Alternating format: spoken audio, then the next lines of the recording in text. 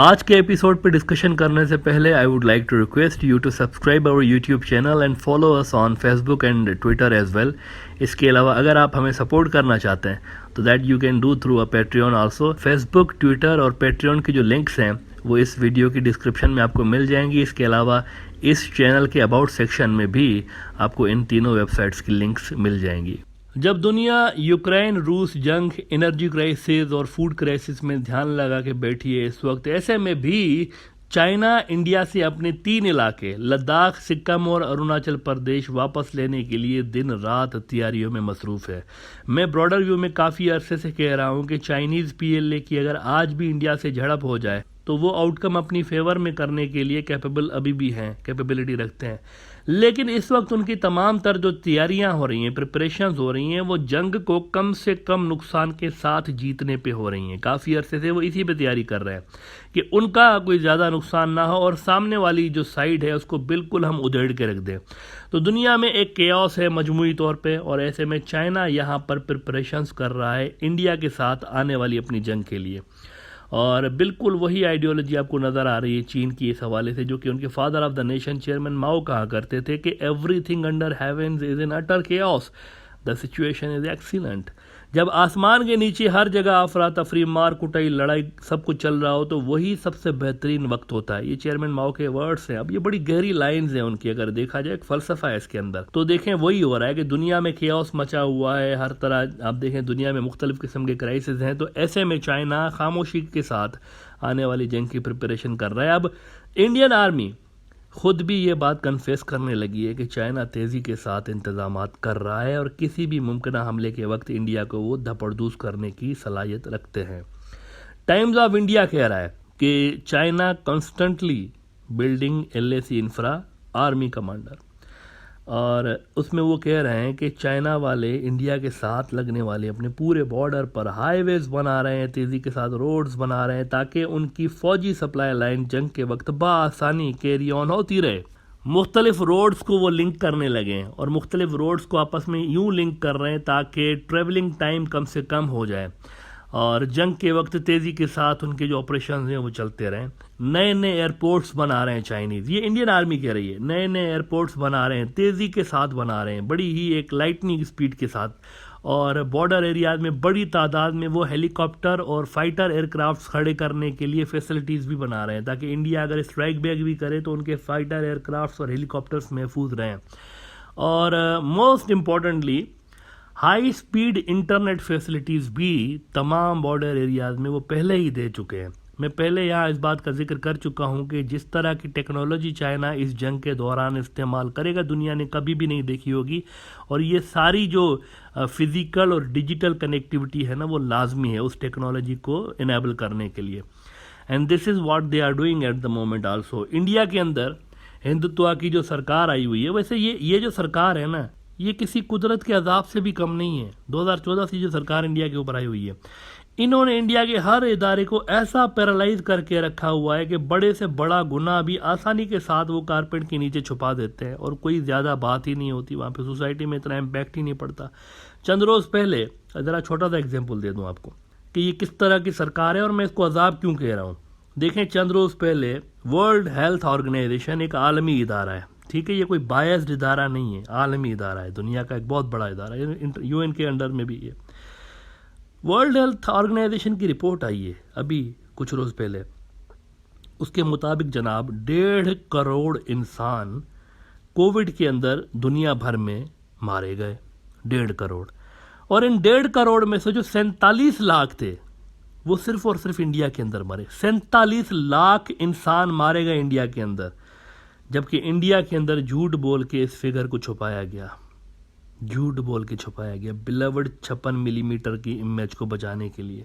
ये जो भाई साहब आके बैठ गए ना 5वीं पास, इनकी इमेज ना ख़राब हो, इसको बचाने के लिए इन्होंने 47 लाख वाली फिगर को ही छुपा दिया और कहा गया कि नहीं 4,60,000 इंसान इंडिया के अंदर मरे हैं, छुपाया गया। असल में 47 लाख लोग बीजेपी की नाअहली निकम्मेपन की वजह से कोविड में मारे गए। असल फिगर आलमी इदारा सेहत जो है ना, इंटरनेशनल बॉडी जो है हेल्थ ऑर्गेनाइजेशन दुनिया की, वो कह रहे हैं कि 47 लाख है। बीबीसी ये रिपोर्ट कर रहे हैं कि Covid world true pandemic toll nearly reach 15 million WHO.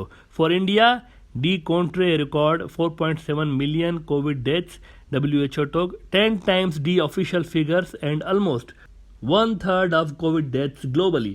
यानी जिन लोगों की बैड गवर्नेंस की वजह से ये 47 लाख इंसान अनफॉर्चुनेटली मारे गए, उनकी यानी अकाउंटेबिलिटी नहीं हो रही कि ये आपने क्या किया है, उसकी बजाय वाह वाह हो रही है कि कमाल ही कर दिया आपने भाई। गोदी मीडिया के अंदर कमाल ही कर दिया, क्या ज़बरदस्त तरीके से आपने हैंडल किया है, 47 लाख लोग मारे गए।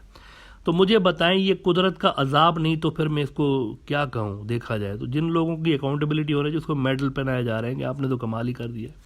तो जब इंसानों की ही जानों पे सियासत हो रही है और आसानी के साथ इतना बड़ा 47 लाख इंसानों की मौत का जो गुनाह है उसको आसानी से छुपा दिया गया, तो ज़मीन का 1000 स्क्वायर किलोमीटर जो लद्दाख में निकल गया हाथ से, इसको छुपाना तो कोई बड़ी बात है ही नहीं। लिहाजा इन्होंने आज तक इसको भी एडमिट नहीं किया कि चाइना लद्दाख के अंदर हमारा 1000 स्क्वायर किलोमीटर ले गया है, ये भी एडमिट नहीं किया, लेकिन वो जा चुका है और मज़ीद लेने के लिए तैयारियाँ उरूज में हैं चीन की जानिब से। अच्छा, इंडिया इसके जवाब में क्या कर रहा है? ये जो सारा चाइना कर रहा है, इंडिया क्या कर रहा है इसके जवाब में? क्या इंडिया भी प्रॉपर अरेंजमेंट्स कर रहा है चीन के इस मुमकिन हमले से बचाव के लिए? The answer is no. Now कबल इसके कि हिंदुत्व के गुंडे मुझे कहें कि मैं बायस्ड हूँ, मैं तो जो हूँ ना झूठी फिगर्स बता रहा हूँ, WHO भी झूठा है। वो इन्होंने WHO को वैसे झूठा कहा है, उन्होंने कहा है कि हम सही बोल रहे हैं, हमारा मीटर जो है ना 56 मिलीमीटर वो सही है, वो मसीह है बिल्कुल ज़बरदस्त, WHO झूठा है। बहरहाल अब कबल इसके कि वो मुझे कहें कि मैं झूठ बोल रहा हूँ कि इंडिया प्रॉपर अरेंजमेंट्स नहीं कर रहा चाइना से हमले से बचाव के लिए, लेट मी रिमाइंड यू कि ये मैं नहीं कह रहा हूँ, खुद इंडियन आर्मी के लोगों के मैं आपको स्टेटमेंट्स बताता हूँ कि वो क्या क्या कह रहे हैं, फिर आप खुद समझ जाएं कि इंडिया प्रिपेयर्ड है या नहीं है। इंडिया की जो आर्मी के लोग हैं ना, वो कह रहे हैं कि हमारी तरफ जो टेरेन है ना वो बड़ी सख्त है, मुश्किल है, वेदर भी बड़ा सख्त है, मुश्किल है, उधर आसान है चाइना की तरफ, यानी बॉर्डर जो है LAC इसके उस तरफ चाइना वाली साइड पे बड़ी आसानी है, सब कुछ सही है। हमारी तरफ ना देखें ये मसला ये मसला ये मसला, इसलिए बड़ा मुश्किल हो रही है हमें इनको फेस करने में। The times of India he Indian फौज के एक ऑफिशियल को कोट करते हुए लिख रहा है, ये मेरा अखबार नहीं है भाई, ये इंडिया का अखबार है, वो इंडियन ऑफिशियल को ही आर्मी के ऑफिशियल को कोट करते हुए लिख रहे हैं कि our ability to create infrastructure at the desired pace of construction is hit hard by weather, we like to complete in certain time frame but because of weather and terrain we can't do so. अब अंग्रेज़ी अगर आपको समझ में आती है ना तो आप इसी से समझ जाएं कि वो क्या कहना क्या चाह रहे हैं, कि हम वो तो बना रहे हैं लेकिन हम भी इसके जवाब में इनको काउंटर करने के लिए अगर हम जो बना रहे हैं ना नहीं बना पा रहे हैं, बिकॉज वेदर ऐसा है हमारी तरफ, उनकी तरफ नहीं है, हमारी तरफ ऐसा वेदर है कि हम नहीं कर पा रहे हैं। और वो टेरेन के लिए देखें क्या कह रहे हैं, मजीद मैं आपको बता रहा हूँ कि वो कमांडर है इंडियन आर्मी के, छोटे लेवल का कोई सिपाही नहीं बात कर रहा, वो कह रहे हैं कि when one compares the terrain on both sides of the LAC, the northern side on Tibet is a huge rolling plateau and on our side we have difficult mountains of unstable Himalayas and thick jungles. We also have mutually exclusive valleys and because of these connectivity is a big problem. अब देख रहे हैं बहाने, 100 तरह के बहाने कि देखें ये है ये।